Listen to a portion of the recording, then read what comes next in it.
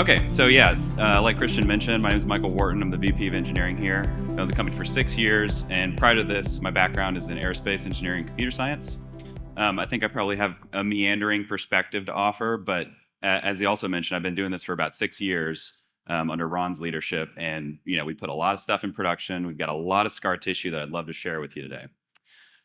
So this talk actually is something from Steve Meyer, who is one of the co-founders, and it's largely geared towards C-suite executive type folks. Many of you are kind of in that ballpark. I am more on the technical side, and I think you'll probably get a little bit of a hybrid perspective because of that, but I think that's a good thing. Steve actually just had his 4th child, so that's why he's not here. So good for him. He's got a baby boy. And then one other thing I want to mention before getting kicked off. So I, in preparation for this, was thinking, man, I really want to have a good leave behind for everyone. I want to just think of like the BuzzFeed punchy, like 10 tips that you might need to put AI models in production. And I do have that list. I narrowed it down from like 30. I was still working on it last night. If you can stick with me to the end, I'll give you that whole list. All right, so let's go. Next slide, please. All right, what's that? Oh, all right. Well, I'm going to do it then. Connor, he's the real rocket scientist. All right, so ahead of time, we had you go ahead and do this survey to get a sense of where we all land in the production landscape here. Yeah, we can go ahead and click the link. Thank you, Evelyn. Thank you all for filling this out ahead of time, and we'll also share a link to these results that y'all can look at later. I'm sure you'll find it pretty informative. But if you go to the second slide there, so the first question we asked you is, how many AI models do you currently have in production? And this is actually pretty close to what we see usually, with the exception of this, second bimodal peak area. That's kind of crazy. Usually we see folks way on the left side. And I will say, as the industry has been maturing over the years, we've started to shift a little bit more to the right. I will say that I'm impressed with the level of maturity just from conversations I've had at our tables, et cetera. And the fact that there are 4 folks here that have more than 20 models in production kind of blows my mind. I don't think that would have even been remotely possible, a year or 2 ago. So kudos to you. Let's go to the next one. So I took a peek at this ahead of time to kind of get a sense of what the main challenges are that you're all facing. And I think, historically, I'm pretty biased to find technical problems because I come from a technical background. But most of this stuff is all like softer people problem type stuff. A lot of what I see in here is adoption challenges, issues with governance, a lot of what Emma spoke about earlier. And hopefully I can address a little bit of that for you. But, things like knowing where to start. I mean, that's a tough one right there. Costs, training. This is all stuff we see every day. So in short, I think all of this is going to get addressed here in the talk. And stay tuned and we'll get to it. Next one. So we had you rate a few statements, and I'll sort of try to focus on the extremes here. So it seems like the transition process is well defined and efficient. We rank that one pretty low. And that makes sense to me. I mean, a lot of what we talked about over here, I think Jennifer probably put together a pretty technical table over here. A lot of us were like, yeah, we can get these things to production. A lot of it, like having a containerized microservice, that's something that you can do in software, and we've known how to do that for a while. But once you do that, that's where the work really starts. There's still executive buy-in to get, there's still alignment, there's still testing systems that you need to build. The deployment is often just the first step of a very long journey. So that makes a lot of sense to me. And then there's also this issue or not issue, but great thing we're finding ourselves with is that there's a lot of top-down support for AI initiatives right now. I think that comes with a lot of emotion. A lot of it comes from, this feeling of being in a hype wave. There's some FOMO that a lot of executives are feeling right now. I know we all see that and struggle with it every day, but there's a light at the end of the tunnel. Let's go to the next one. Okay, so this is actually a little surprising to me and really interesting. So I saw data privacy and security concerns seem to be at the top of everyone's concern list here. That makes a lot of sense to me. And insufficient budget being the least concerning. It sounds like I would kind of translate all that to saying we have a really fertile ground to kind of naturally work through this, AI revolution we find ourselves in. it's a great time. There's budgetary support. There aren't really any scalability issues. A lot of people are already in the cloud. They have solution architects. They have all the staff that they need to deploy a lot of these systems. But there's still a lot of governance that we need to worry about as well. So our industry is actively maturing. We're going to have to all work together to move through this. Next slide, please. And I think that was it. So thank you all for your feedback there. Like I said, I'll share it later. You're welcome to look through it, but find that that's a pretty fun way to start this talk here. So this is from a survey last year. I'm sure that the numbers changed a little bit, but it's always in the same ballpark. And the number is what percentage of projects ever make it from POC to production? Right here is a 10% number. It's a pretty small fraction. I see these stats all the time, and we look at all sorts like Forrester, et cetera, reports, and it's always in this like 75% to 90% failure rate. We can quibble about the exact number, but what I will say is that you probably all are feeling this already. For every one successful use case, you've had a bunch of others that you've left behind. It's a big problem, and it's something that we're all working through today. I'm gonna start clicking because I have the ability to do that. But a lot of it really comes around to this mindset shift. Why AI is different. We tend to have all these preconceived notions about how to build software systems, and oftentimes we miss a lot of this really core mindset shift that needs to happen. And one of the biggest ones is this idea that the output type that we're dealing with, it's probabilistic now. And a lot of folks, especially executive level people, they like to look at specific examples, model outputs, et cetera. You cherry pick a few, you show the good ones, you show the bad ones, and even if a bad one is happens once every 200 times you sample from this, a lot of times people go like, whoa, that's a really concerning output. I don't want that in production. But there's a lot of risk tolerance that comes with this. And if you can guarantee that, 1 out of every 100 samples is concerning and you can live with that, that's the kind of calculus you need to walk through instead of the traditional, guarantee certainty before going to production, make every component completely polished and perfect before you, get it out there. Those days are gone. And also the decision-making basis here is now data-driven instead of logic-based. And I will say, by extension, a lot of our clients come to us and they have these rule sets that are like, 1,000, 2,000 different rules that they're maintaining. They have a full staff that it's dedicated to just kind of maintaining expert systems. And I think that it makes a lot of sense because as humans, whenever we think about improving models and improving systems, we think about adding rules. We think about, whenever we try to improve some process around the house, like, cooking or something, we think of, hey, wash as you go, put your dishes in the dishwasher as you go, and then you won't have a lot of mess later. Well, with AI systems, because we're operating at such a big scale, you need to flip that bit in your mind and think more along the lines of what data can I add to my training pipeline in order to elicit the behavior that I'm interested in. Also, this development approach is really linear. This is another thing that I see a lot of stakeholders get kind of tripped up on.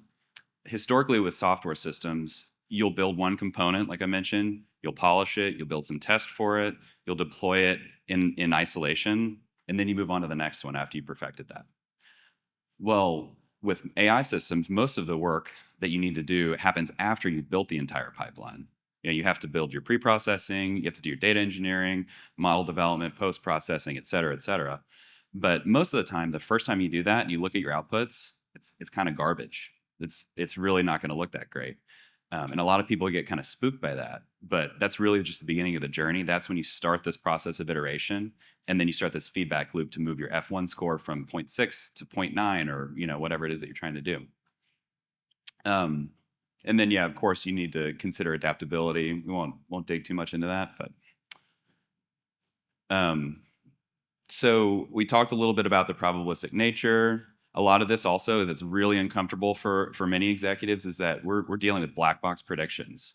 It's an active field to try to understand and interpret a lot of why these models that we're working with are making their decisions.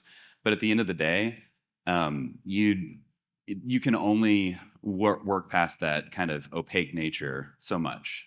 Versus with software systems, traditional software systems, You have testing, you know exactly which line of code your error happened in, and you can pretty quickly with a smart person diagnose what happened. Um, can't really do that with these new systems. And then you also get a bunch of complex errors that are hard to debug. You know, things like hallucinations. I know we've all heard about hallucinations ad nauseum. And actually, one thing I will say is that many of you have experienced kind of this vaporware feeling that we see. You know, it's a very frothy industry, and there's a lot of snake oil out there to be aware of. And you'll start to see things like, you know, our product is completely hallucination free. And what I would do is tell you, you know, if someone's telling you that, you should raise a really, really big eyebrow.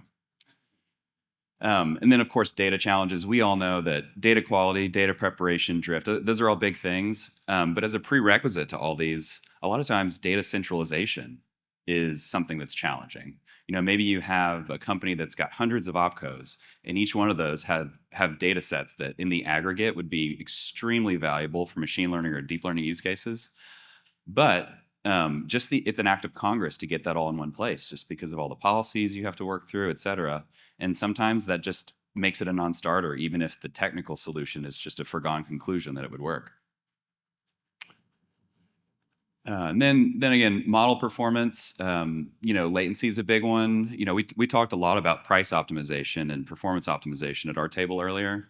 Um, you know, you need practitioners to build these systems to work in a sandbox. But once you start working with these deployments, you know, LLMs can be expensive to run if you're doing them at scale. And sometimes you need something smaller, then you're okay with that hidden performance. Maybe that's required for your latency that you're interested in. If you have a solution architect involved, maybe you're okay with like a 5 to 6 minute cold start time before you even get a prediction, and then you can bring your cost way down because you're working with really low, you know, low performance hardware, but you're fine to wait for your result or something. Hallucinations we already talked about a little bit. But this user experience and feedback integration comes into play in a big way. You know, I have a bias that many of us have here, which is that once you build something and see the outputs, it's amazing. I call it kind of like the demo bias. When someone sees a really snappy, impressive demo, they're like, "Oh my God, I see it. I see the light. This is amazing. The value proposition is clear to me. Let's go do this." But I think the biggest theme I've heard in independent conversations with everyone in the room is that people are having challenges with adoption. You know, they get exactly the performance that they're interested in, but once you start engaging users, you know, you roll something out to 100,000 users, you start running into problems that you didn't anticipate. You know, something recently happened to Klarna. I'm not sure if anybody saw that, but they just came out saying, I think they announced a loss of like $100 million or something in the first few months of this year. And as part of the reasoning behind that, you know, that wasn't the whole story, but they laid off 700 employees because they built this customer service agent that they were expecting would, you know, solve all their problems. And in subscale testing, that seemed great. But at the end of the day, all their users just wanted to hit zero and talk to a human. They didn't care how good it was. And because of that, it was, you know, kind of a useless endeavor. So let's keep going here. So operational barriers are obviously really important. These legacy systems that's actually something I would say that's challenging for us. Is so many of our clients work on different legacy systems. Some of them are on-prem, some of them are in their own flavor of a cloud. Some of them have, you know, HIPAA governed, really tight controlled systems that are hard to talk to each other. You start having that creates problems in and of itself, like, you know, where we would use federated learning to make sure that we're learning from disparate data sets without having to actually centralize the data. It creates a whole set of challenges, and it's why, you know, we exist today, because all these weird little issues that start to pop up. And you know, Emma talked at length about regulatory and compliance challenges, and this misaligned expectations piece. I think again, this business alignment, overpromising kind of, you know, issue where expectations are extraordinarily high given the promise that we often see with these really snappy demos that kind of work in a sandbox.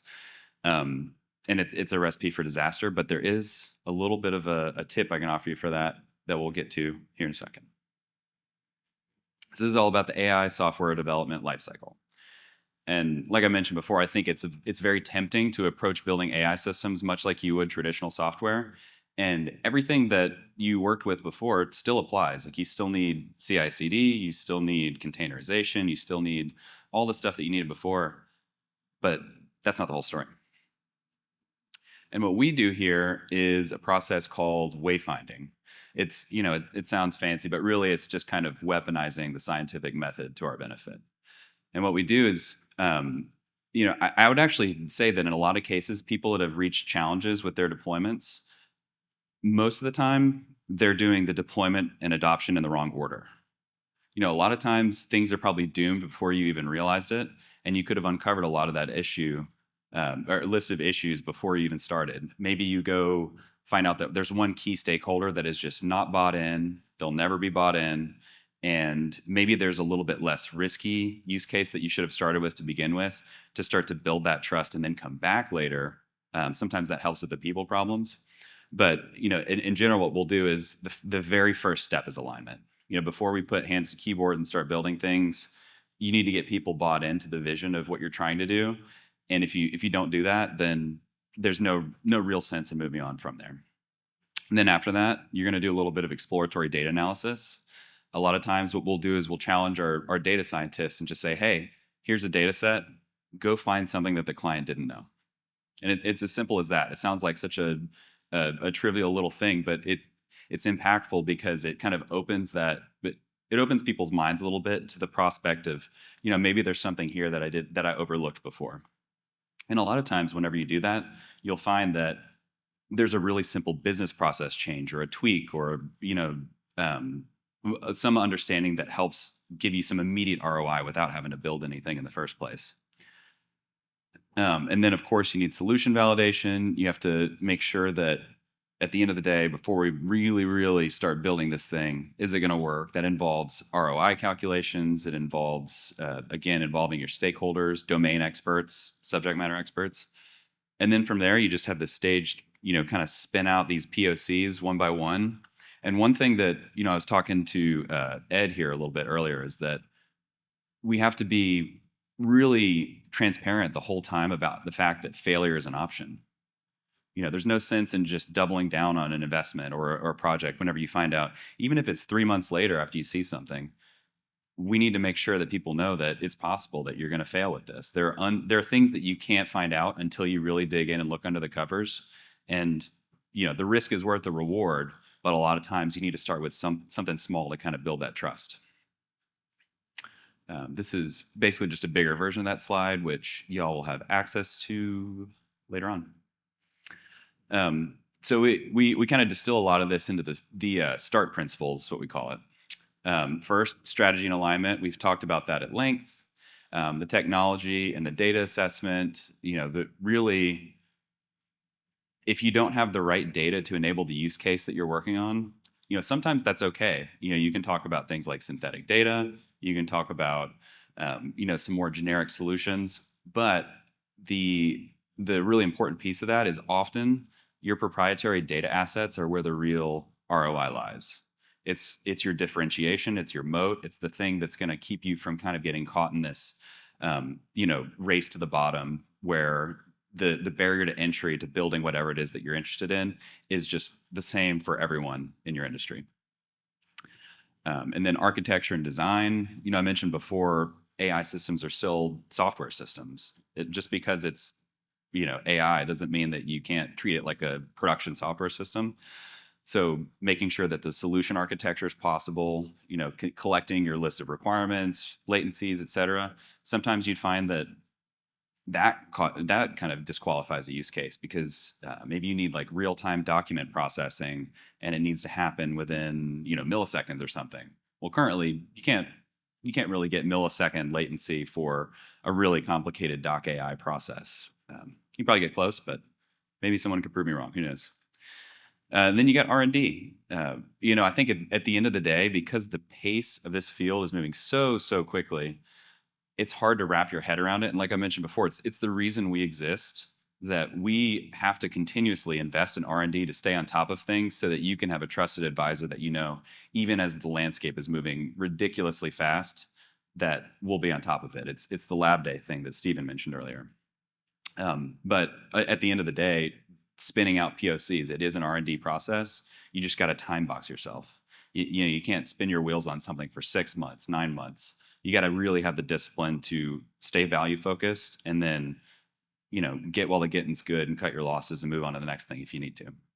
And oftentimes we find that whenever you move on to something else, you still learn something valuable. It's not necessarily a failure that you had a model that failed to get into production, because most of the time, the stakeholder alignment that happened along the way is still something residual you can carry over to your next use case.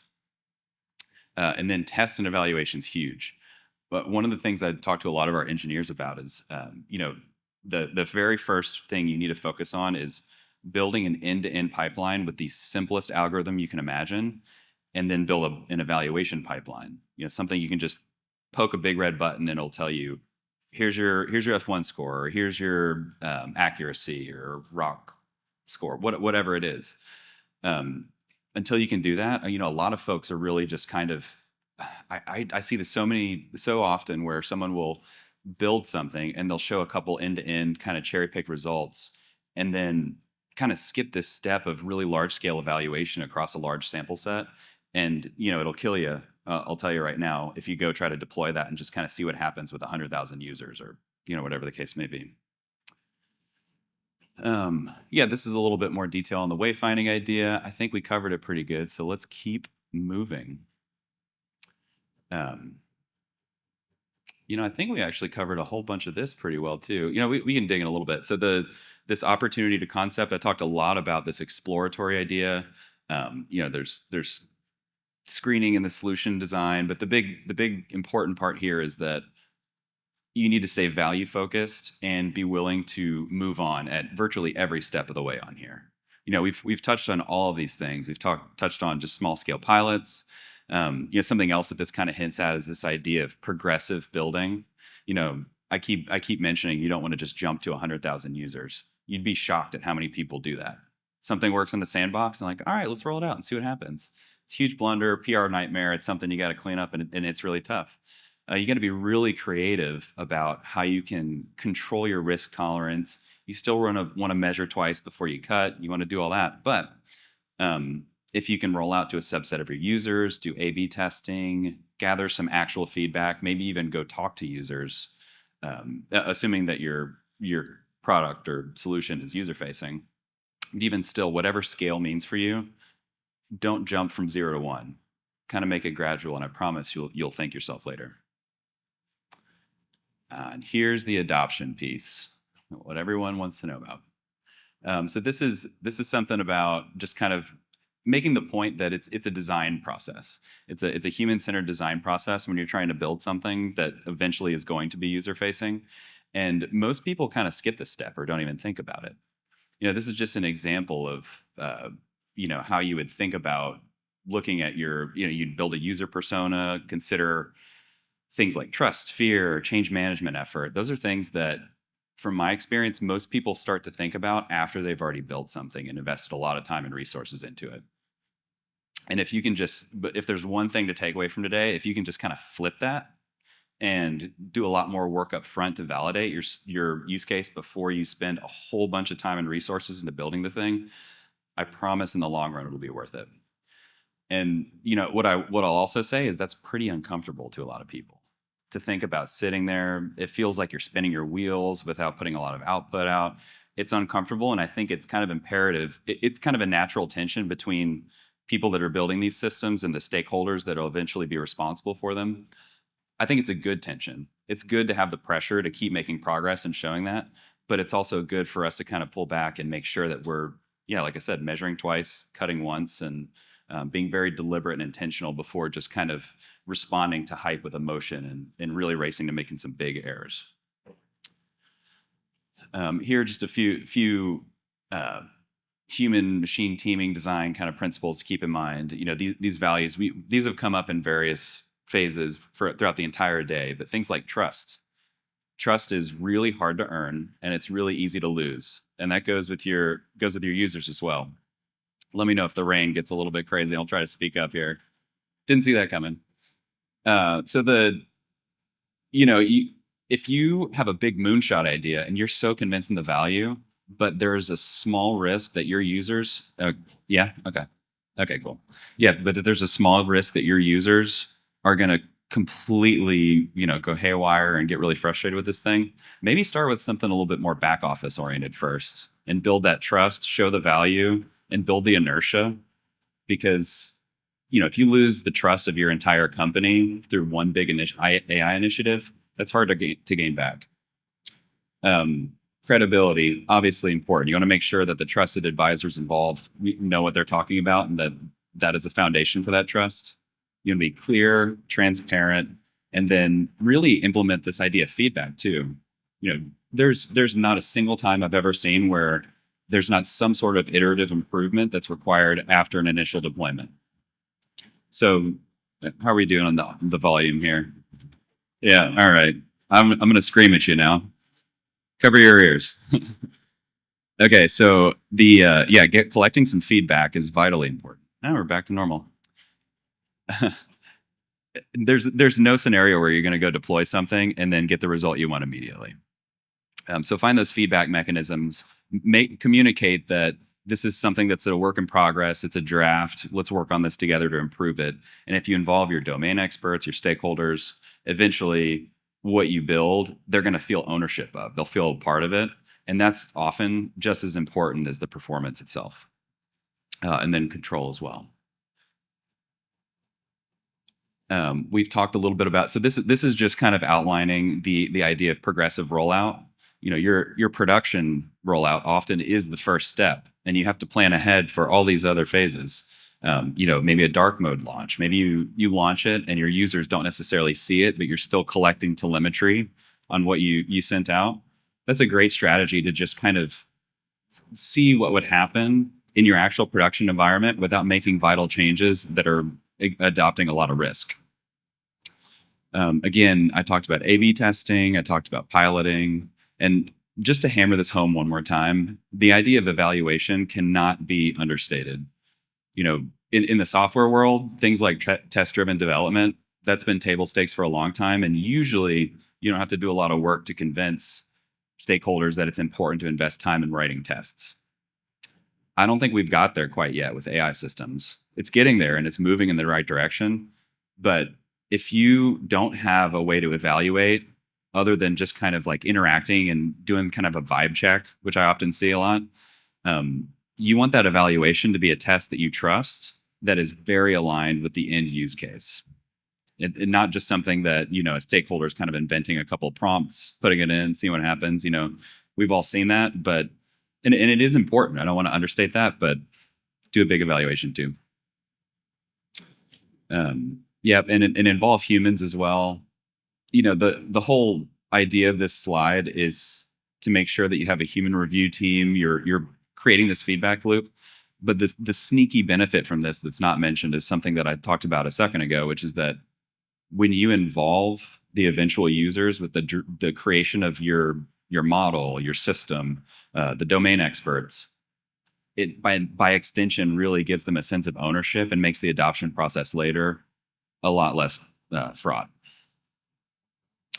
So before I jump to Q&A, I promised I'd give you my punchy 10 tips you wish you knew. Let's see. And a lot of it I kind of touched on already. So if I talk about it again, that means it's extremely important. So the first one is to stay focused on value. Sounds like the most stupid, simple thing in the world, but I promise you it takes a lot more discipline than you really think. You're going to start spinning your wheels. You're going to start showing, having a lack of results after a little bit, and people are going to get really uncomfortable. And unless you stay really value focused and have the discipline not to kind of get caught on these detours, and making that visible, that's one of the things that's going to save your bacon. The other one is don't solve AI problems with heuristics, solve them with more data. Like I said, it's so tempting to add rules to systems and continuously, add basically what amounts to a maintenance nightmare. But if you can just think about adding more data that captures the distribution that you're after, it's a completely different approach to model improvement, and it's not the most intuitive one. Another one, number 3, is measure more than you cut, but adjust the amount of measurement to the risk. So that goes both ways. If there's something that's extremely low risk, throw it out there, embrace the prospect of failure. It's fine. But if you're talking about rolling out to a gazillion users on a platform that, isn't necessarily very sticky, there's a lot of high competition. That's something I'd be careful with, and you better invest in a lot of measurement before you cut and deploy some to production. This next one is, so AI is still production software, and you need to treat it like that. Containers, test-driven development, all the other, really sound, maintainable code-based design. There's a lot of slop that kind of gets put in there, especially nowadays where we have these, coding assistants.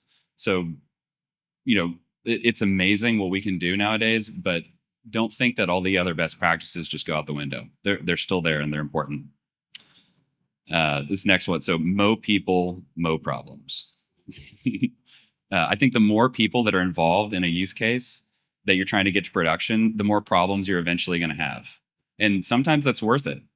But there's an exposure of risk. There's a surface area associated with that. So if you're talking about deploying something that's user facing, something that kind of like touches at the very business model that you have, maybe there's something a little sneaky that's like a back office use case, still has some 7-figure ROI, and it only touches a small corner of the business.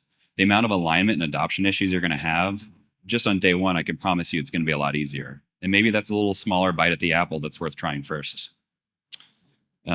This other one's really big for business leaders. So don't over-index on corner cases. It's very, very tempting when you're trying to evaluate the system to, someone's going to show you one output that seems atrocious and it's crazy. You're like, why? How could a model even think this? That's the most basic thing I can imagine. But you need to switch and start thinking about how performance shakes out in terms of 100 samples. You need to think about large sample sets. And if the aggregate performance that you're interested in is there, then accept the risk of, whatever the corner cases might be. Almost done. Don't go to sleep on me here. So involve your domain experts. Touched on that one a lot, so I won't extend to that. And this next one's really important for dev teams, but enable experimentation. One of the best investments we made as a company was to just buy a server 5 years ago. And we gave all of our engineers access to it. We said, hey, no client data on this machine, but do what you want with it. It's got a couple GPUs. We've upgraded it over the years, and you would be shocked at how many incredible things just spun out of enabling that experimentation. So it's a really low effort way to, organically create this petri dish of innovation. All right, AI is a big hammer, but it's not your only hammer. Don't be afraid to completely pivot along the way. We're biased. We're an AI company, and we want to bring our AI expertise to you. But at the end of the day, if along the way we decide that a simple little business process tweak is going to give you 80% of the ROI that we originally promised, that is a great result. It doesn't require you to build anything. The amount of investment is low, and you'd be shocked at how often that really happens. So don't feel like you have all this, inherent inertia that's built up around AI. You can still do all the other simple stuff too. It's totally okay. And then the last one is, I mentioned this earlier too, but trust in AI is hard to earn and it's really easy to lose. So be very careful with your risk exposure. Anybody that you're presenting your system to, once you lose that trust, it's hard to earn back.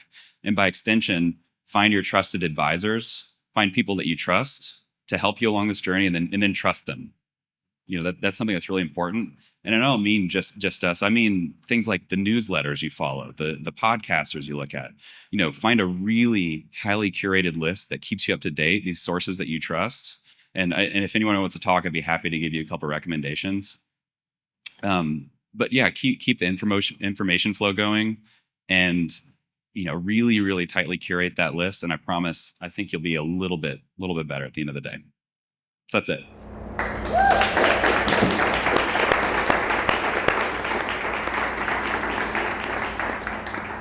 And if anybody has any questions, I'm happy to answer them.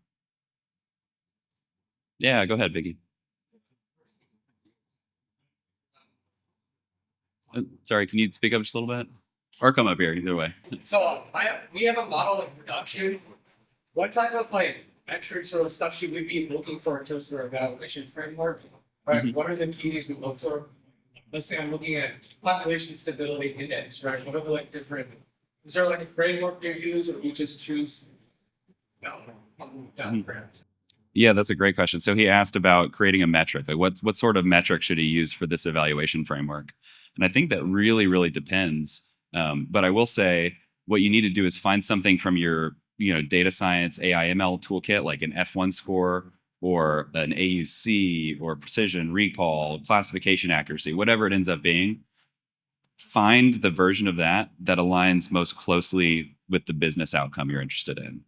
So if maybe like for a marketing use case, you're trying to predict CPM, like the value of clicks, find a way to quantify that with very sound data science metrics.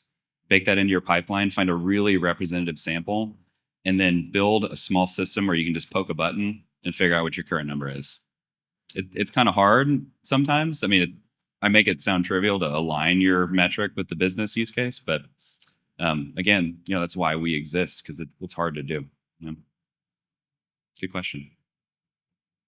What else we got? Yeah, Ed, go ahead.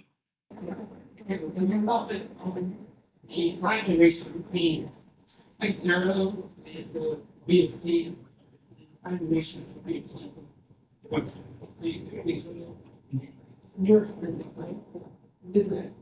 Yeah. Yeah, so Ed asked about the time duration between, from day zero you start working to your POC all the way to production. I think it can vary substantially, and I'm not going to cop out. I promise I'll give you some actual numbers. I think that exploration phase, the business alignment phase, that can take any amount. It could take months, or it could take a couple weeks because the team's already come in, bought in with the use case. But I will say, let's just assume that we have total buy-in, everything's great. Usually to build just a proof of concept that validates what you're trying to build, that could be 2 to 3 months, somewhere in that territory. And then the production rollout, again, from my experience, the happy path for the technical side, that can just be another, it's on the order of single-digit months. It's generally not that crazy. But the thing that trips it up are things like the legal team doesn't want this corner of the business to have access to that data set that you need. Or the CEO hasn't signed off on complete rollout, and that's held up. It's all governance problems, I find, that really elongate that timeline. And the technical challenges, as long as you got the right team, it's usually on the order of single digit months or so. That's what you're seeing as well. Yeah, it makes sense. Well, it's good to know that we're seeing the same thing. All right, great question. Yeah, anything else? Yeah, go ahead, Oren. What are your thoughts on energy demand keeping up with something? Yeah, that's a great question. So he asked about energy demand keeping up with consumption, and obviously there's kind of this push and pull going on there. We all saw there's that big Stargate announcement, the data center here in Texas. I think I've seen talks about building these giant data centers, and I think even the Saudi government was gonna sponsor this. So clearly there's a need for these giant data centers. But at the same time, models are getting bigger, and I don't see that stopping anytime soon. What I will say is that a lot of times, if you're just trying to build something that's sort of like a back office use case, something very narrow and domain specific, you don't need a model that's got billions of parameters to do that. Maybe it's a computer vision use case, and you only need 5 million parameters, or it's like a vision transformer use case. I think it's actually a good thing, because there's also a lot of pressure because of that kind of lack of computation. We've all tried to get GPUs on AWS, and it's hard. But what I'll also say is that it's kind of creating this field of research about optimizing models that I think is still making plenty of strides. There's hardware optimization going on. That sort of performance optimization corner of the industry. I think the incentives are for them to keep making a lot of progress, and I'm optimistic that we'll figure it out, to put a point on it. Yeah. Any other questions? I think everyone needs some coffee, huh? All right. I think that wraps us up. Thank you all so much.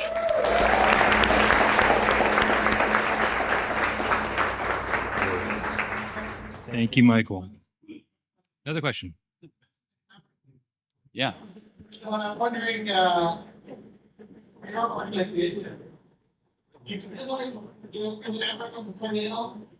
mean, it's like they're providing technology. So, like, we have going to make connections. Sometimes it's just a little bit of us. You guys. Blockchain. Yep. No, that's a great question. Yeah. So he asked in so many words, are we the hammer trying to find the nail that I mentioned earlier? And I think that's a very fair question to ask.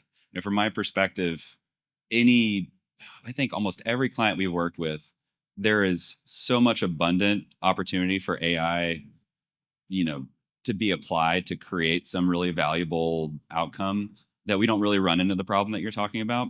But we also make sure that everyone on the team knows that value is the driving force. It's the name of the game. At the end of the day, that's the benchmark that we measure ourselves against. And we make sure to incentivize value over and outcomes over, how many models did you put in production? I know that's what we're focused on today, but I think it's important for us as trusted advisors with our clients to be as open, transparent, honest. Our 5 values, let's see if I can get these, are inventive, inquisitive, open, caring, and trustworthy. And we really do try to embody all of those as much as we possibly can on the delivery side, internal processes, et cetera. And we're just confident that the value is going to come as long as we keep that prioritized.